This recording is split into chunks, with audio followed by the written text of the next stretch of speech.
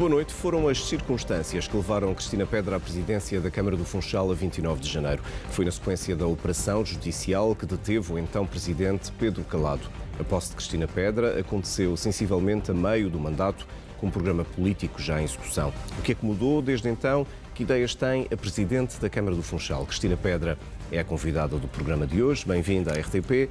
Começo por um anúncio recente seu, a intenção de que o Funchal tenha uma polícia municipal.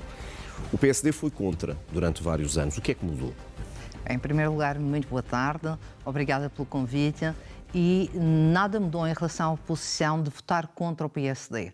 Na verdade, sou totalmente contra a Polícia Municipal defendida pelo PS e pela Confiança. Ou seja, aquilo que o PSD votou contra é exatamente a forma como nós consideramos. A Polícia Municipal que a Confiança queria para Funchal era uma polícia de civis, de trabalhadores administrativos fiscais, a quem se pudesse pôr uma farda de polícia, porte de arma e estava o trabalho feito. Nós não aceitamos esse tipo de polícia. Para nós, a Polícia Municipal tem que ser uma polícia que tenha um estatuto próprio de Lisboa e do Porto, ou seja, ser apenas constituída por agentes policiais formados na escola de polícia. Isto significa que não há funcionários administrativos, e sim agentes de polícia. E a nível de competências, há diferenças entre esta polícia que defende e aquela que não defende? Sim.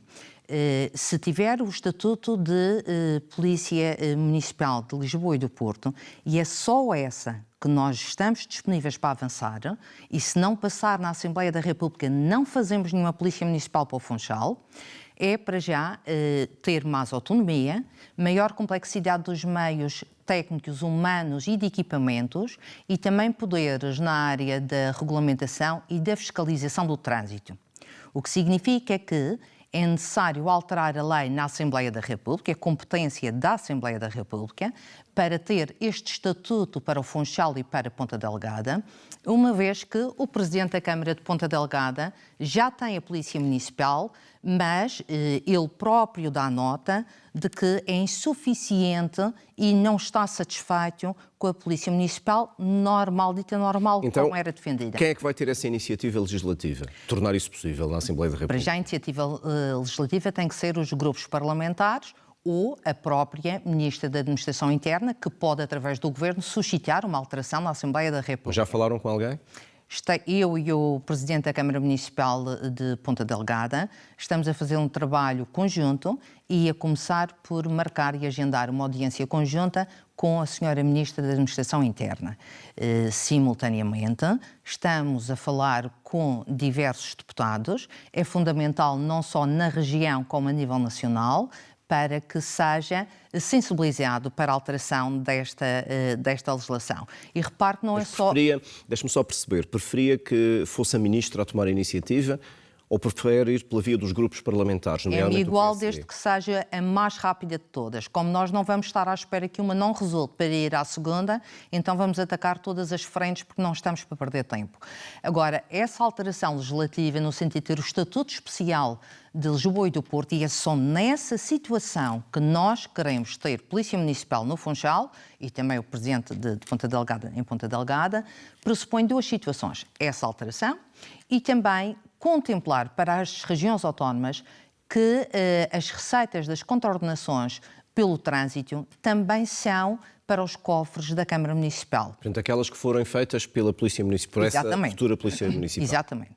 Mas, portanto, como vê, não é uma leitura diferente do que o PSD referia. Aliás, deixe-me dizer que do Pedro Calado, logo em agosto de 2022, no Dia da Cidade, veio, o que deu alguma polémica, dizer que era necessário mais visibilidade de agentes no terreno e pugnou para que o próprio Exército começasse a estar nas ruas do Funchal.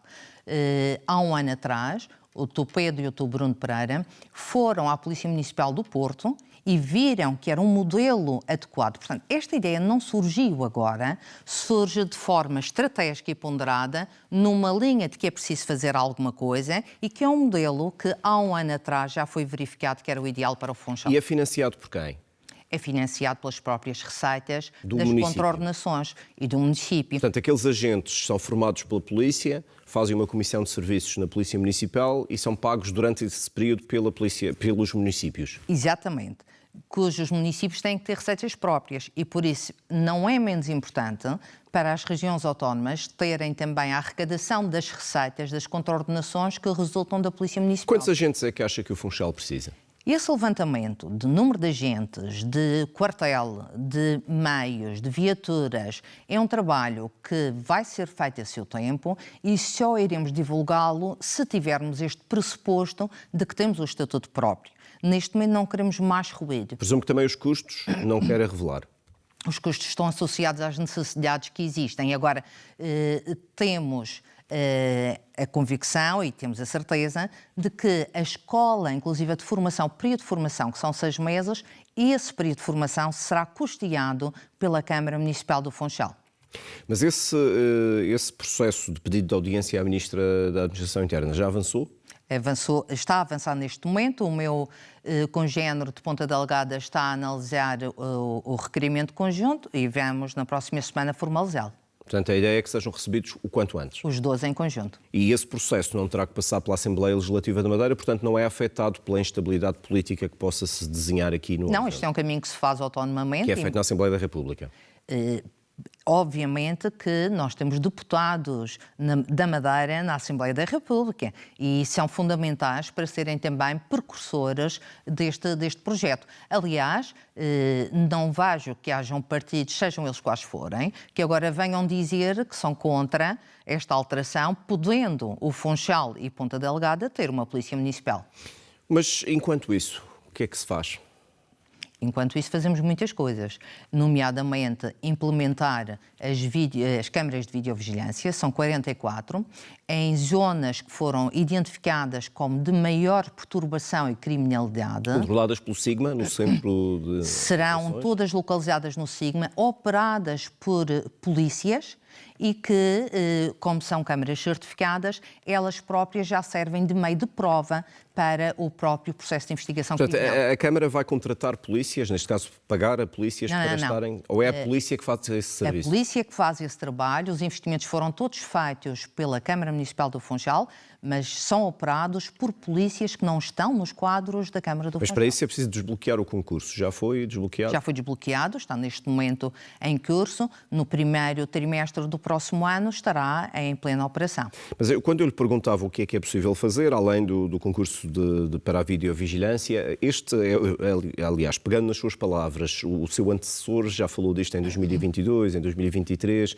já antes disso falava do problema da segurança ou da necessidade também e sobretudo de mais fiscalização.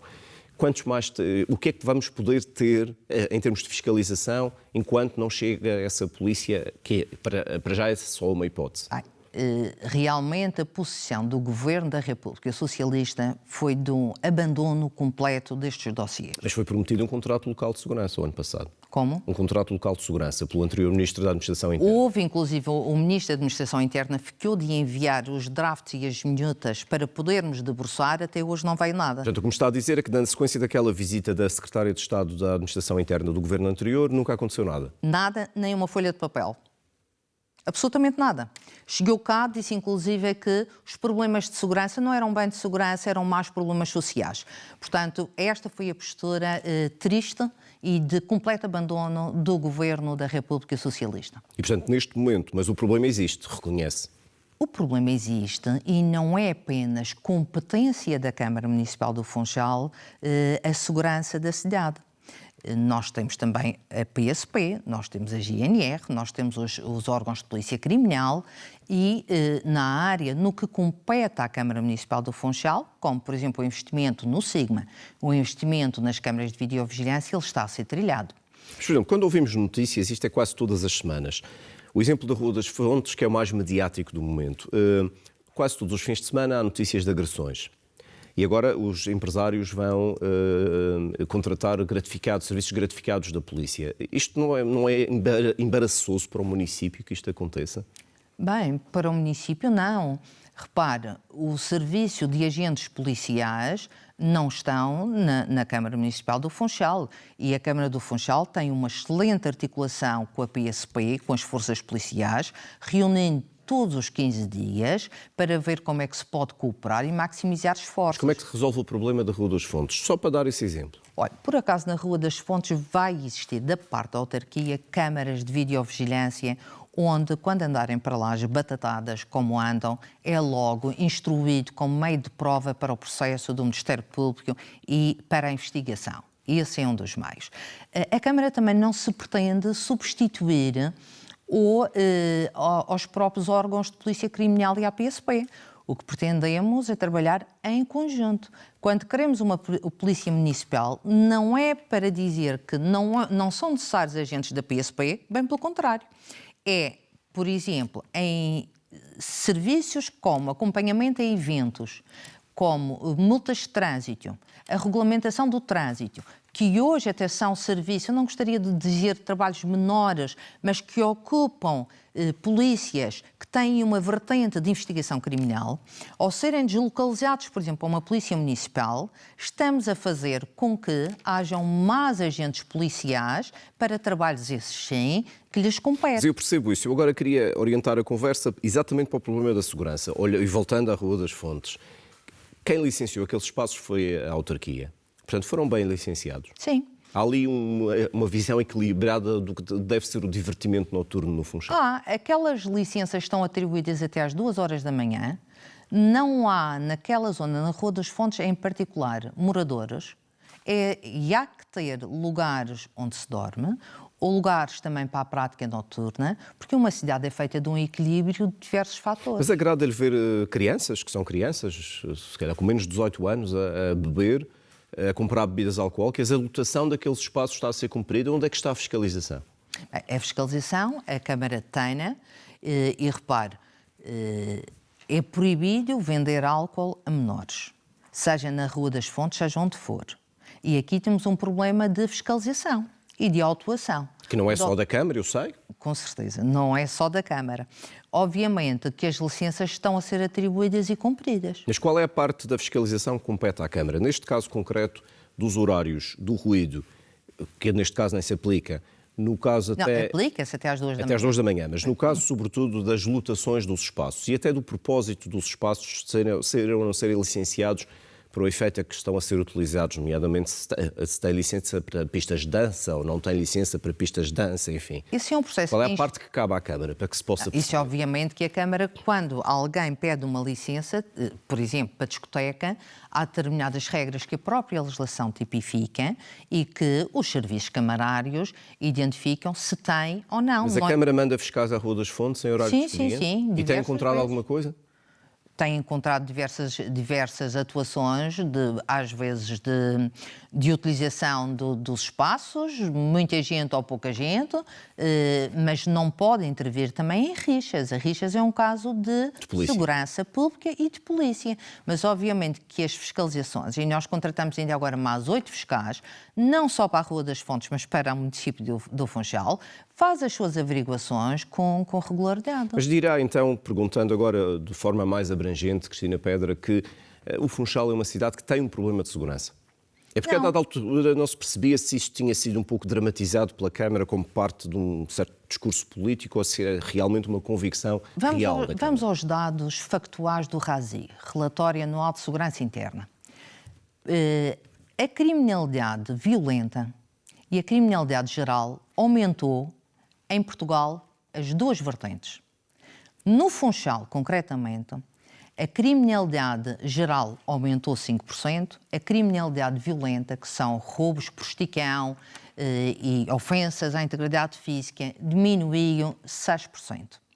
Portanto, não temos uma cidade insegura. Agora, ao nível da criminalidade geral, quais são os indicadores, o tipo de crime que aumentou e aumentou bastante?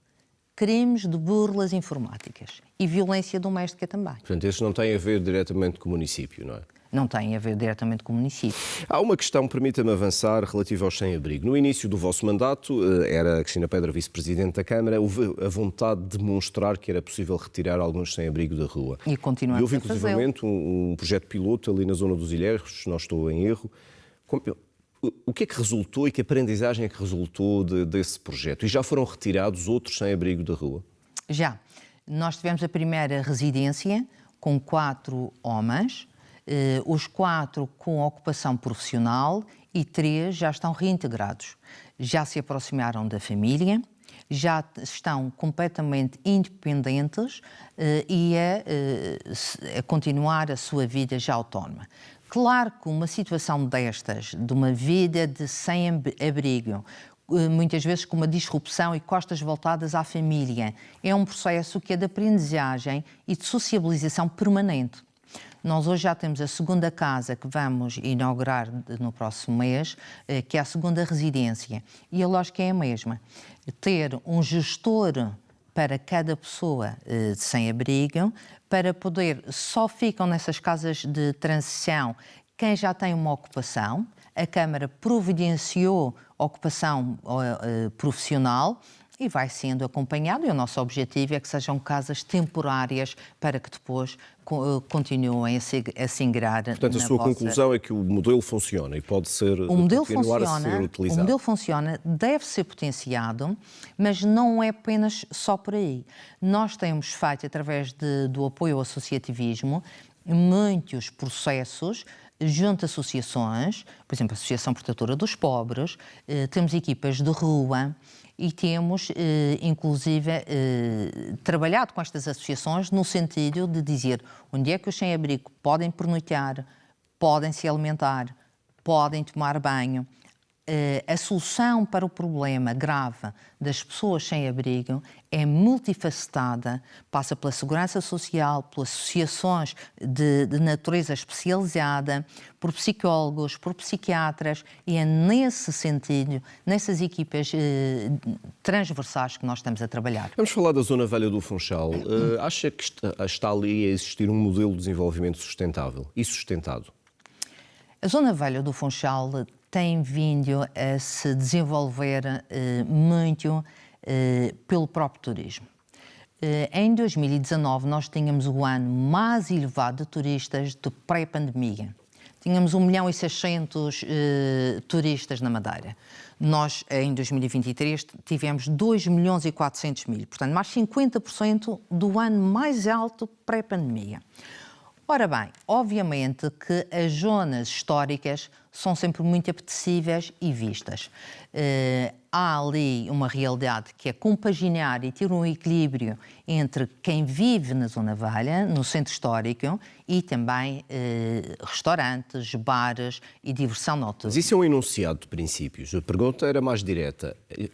Está, neste momento em que estamos a falar, a haver um desenvolvimento sustentado da Zona Velha do Funchal? É isso que vê quando vai à Rua de Santa Maria, por exemplo? Não sei se tem lá ido. Vejo que há um desenvolvimento sustentado, em que há um equilíbrio entre hotelaria, entre restauração, entre bares, e que temos que trabalhar, como estamos a fazê-lo, num horário de funcionamento diferente para poder coexistir o dormir com a diversão. E esse projeto está mais ou menos parado. No início do ano havia perspectivas de que ia ser aprovado, posto à discussão pública, depois não está nada parado.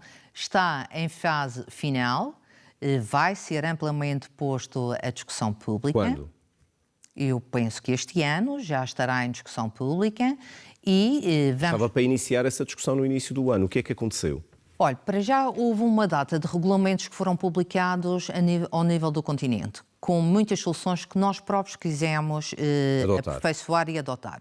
Uma delas, posso já avançar, é uma situação que foi identificada, foi muitas vezes a esplanada, quando se fecha à hora do estabelecimento, ainda há um arrumar de mesas, de cadeiras e um barulho que há no exterior. Um dos modelos que nós vamos incorporar é fechar meia hora antes a esplanada face ao horário do estabelecimento, por exemplo. Ora, este foi um modelo que foi já desenvolvido e adotado noutras autarquias. Portanto, não vale a pena nós não termos o cuidado de ver o que outros fazem e que nos parece bom e, portanto, vamos acomodar 2 regulamentos. Um regulamento que é o dos horários de funcionamento e de ocupação do espaço público. Prevê fechar mais cedo? nós teremos que encerrar mais cedo em alguns lugares. Vão ser tipificadas zonas, por exemplo, Zona Velha, Largo das Fontes e outras áreas, e é uma análise que não é igual para todos os Poderão espaços. fechar, por exemplo, à meia-noite? Vão fechar mais cedo, temos que ver até que horas vai ser em cada lugar. Porque esse regulamento é para a cidade toda. Esse regulamento é para a cidade toda, tendo áreas em que há regimes próprios de aplicação. Por exemplo, estar a acontecer no centro nuclear, onde há moradores na Zona Velha, não é a mesma coisa que estar a acontecer no Largo das Fontes, onde não há moradores. Mas gosta do que vê quando vai à Rua de Santa Maria? Levaria os seus amigos que viessem à Madeira passear à Rua de Santa Maria à hora de jantar? Não é levaria, levo. Leva. Levo E muitas gosta do vezes. que vê? Gosto do que vejo. Mesmo sabendo que tem que circular em fila indiana? Gosto do que vejo. Acho que há um abuso na forma como está as esplanadas. Nós já fizemos uma sensibilização e vamos passar para a autuação. Portanto, o que me está a dizer é que reconhece então que há um problema com as esplanadas na Rua de Santa Maria. Há um problema com o uso e abuso de espaços que não lhes estão destinados a esplanadas e que se estão a alargar no espaço que lhes foi confiado. Porque se for na área que está limitada, ela está bem planeada. E o tempo dos avisos e da sensibilização acabou? Sim. Portanto, agora vai passar... E o que é que vai acontecer? Fiscalização, autuação, obrigar a retirar? Qual é o procedimento nestas situações? Pode ser desde a autuação. Nós, nos próprios regulamentos, vamos fazer, que não está hoje considerado, vamos pôr o comportamento reiterado de infração. É uma das sugestões e de uma alteração que vamos fazer. E, obviamente, desde apreender as mesas e as cadeiras que estão em espaço que não pode estar. Portanto, isso está previsto no regulamento. E para toda a cidade também. A legislação é para toda a cidade. Porque não há só abusos ali na Rua de Santa Maria, não é? Claro. Mas, obviamente, que há aqui um efeito que teve muito a ver com a pandemia.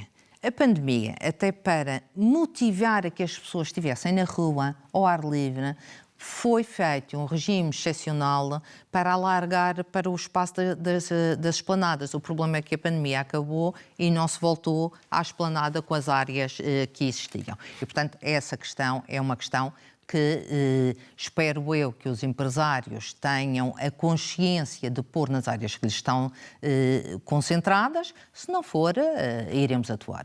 Ainda sobre a Rua de Santa Maria, como exemplo, a Câmara tem uma responsabilidade no licenciamento dos espaços comerciais. Não acha que se foram licenciando demasiados restaurantes para aquela rua? Sabe, isso é uma reflexão que leva muito tempo a fazer. Se há ruas que devem ser, como antigamente, dos tanoeiros, dos sapateiros, e, portanto, uma segmentação das sapatarias, historicamente havia quem defendesse, e ainda hoje há, que existe uma especialização por ruas. Eu, pessoalmente, sou a favor da liberdade comercial com regras bem claras e uma fiscalização bem atuante, sem qualquer margem para dúvidas. Agora, nós temos décadas de funcionamento e a verdade é que foram licenciados dezenas e dezenas de estabelecimentos. Uma coisa é prever estrategicamente a cidade, outra coisa é estar como facto consumado com estabelecimentos que já lá estão. Portanto, não se pode recuar ab início e tomar outras decisões. Mas admite que uma forma mais harmoniosa de desenvolver a cidade é olhar para essa realidade da concentração de estabelecimentos do mesmo tipo? E que eu própria não gosto da segmentação e dos guetos por atividade económica. Estou a dizer é que há quem os defenda e conheço estudos feitos... Mas o que é que podemos contar consigo como Presidente da Câmara? Promover mais restaurantes na Rua de Santa Maria, por exemplo? Bem, eu penso que a capacidade... Ainda até lá uma portinha ou outra fechada. Eu penso que a capacidade tem a ver com a própria lei da oferta e do mercado. Quando se abre mais um negócio em que ele próprio vai ser mais um fator ou tem um valor acrescentado diferenciador para o cliente e vou ter o meu negócio a ter sucesso, ou vai estar condenado ao fracasso. Eu não acho que a Câmara e os governos devam limitar a atividade profissional. e não gosto que se diga este empresário pode abrir aqui este negócio, mas aqui não pode abrir este negócio. É a lei da oferta e da procura. Agora, tenhamos consciência de que um empresário, para se ingrar o seu negócio para valer, ele tem que ter qualidade e um fator diferenciador muito positivo. Deixe-me falar de trânsito. Há quem diga que é um dos principais problemas do Funchal neste momento. Pode-se dizer que neste momento é uma espécie de problema estrutural já da cidade? Muitos carros, aumento das viaturas em circulação, as estradas não aumentam? Obviamente que há um aumento exponencial da aquisição de carros para a Madeira e mais de 50% de toda a atividade laboral, económica, cultural está no Funchal. Portanto, o Funchal é onde se identificam os principais problemas. Em primeiro lugar, deixo que lhe diga que não acho que haja grandes problemas de trânsito. Existe, sim, o trânsito é um problema, em horas muito concentradas e definidas ao longo do dia. Sim, que são as horas de ponta. São as horas de ponta. Mas aqui nós temos uma malha urbana que é o que é.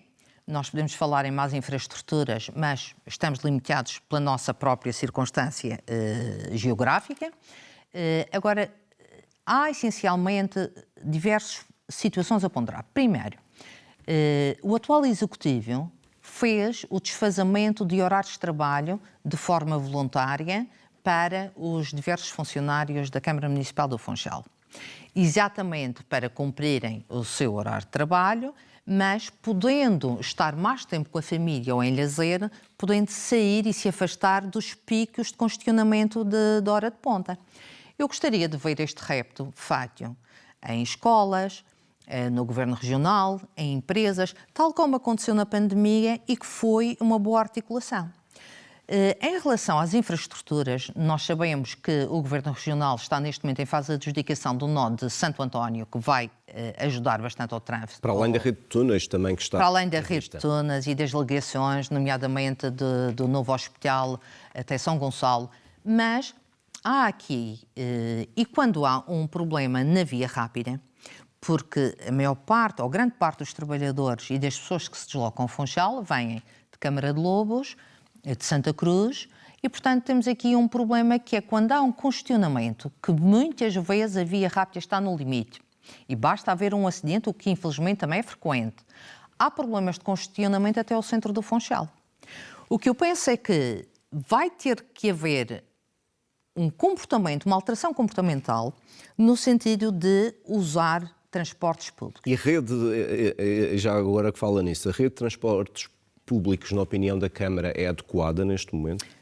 A partir de 1 de julho deste ano, nós temos um novo sistema de transporte público interurbano, com autocarros cómodos, novos, portanto, muito mais eficientes. Mas, por enquanto, ainda com a mesma rede?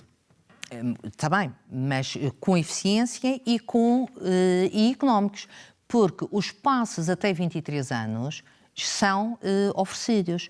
Os passos acima de 65 anos são oferecidos. Já houve 80 mil passos distribuídos. No caso do Funchal, a rede do parque escolar é toda coberta, por exemplo, os horários do Funchal. Seria bom, e lanço o repto, de fazer a experiência de usar os transportes públicos e termos aqui milhares de carros que não vêm a fluir ao Funchal. A cidade está a crescer muito para a zona oeste, nomeadamente a Ajuda, a zona dos Pionais, enfim, toda aquela área de São Martinho. A Câmara está a pensar o urbanismo daquela zona para acomodar este crescimento de forma harmoniosa e ter áreas verdes, áreas de lazer, para não ser outra vez uma selva de pedra? Isso é fundamental.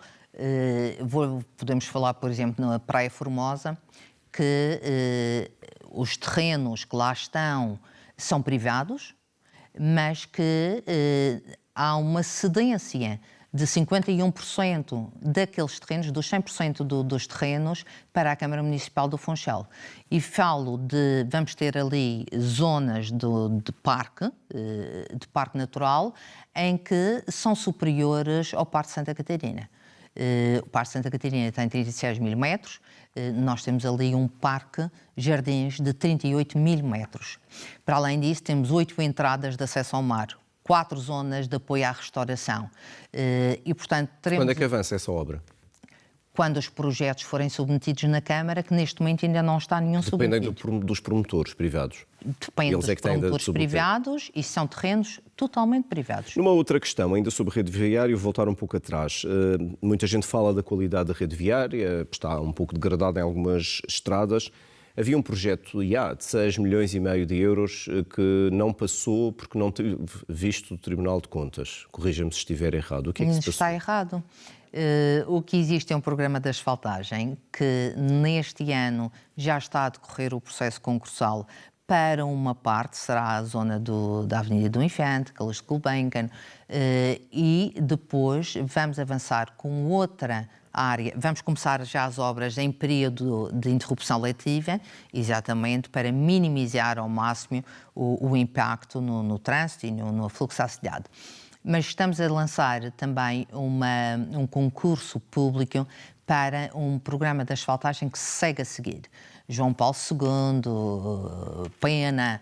Agora, o que aconteceu foi que recentemente, isto é deste ano, existia uma alteração em que projetos acima de 1 milhão de euros têm que ter ainda uma revisão de projeto independente fora da Câmara para poder ter visto o Tribunal de Contas.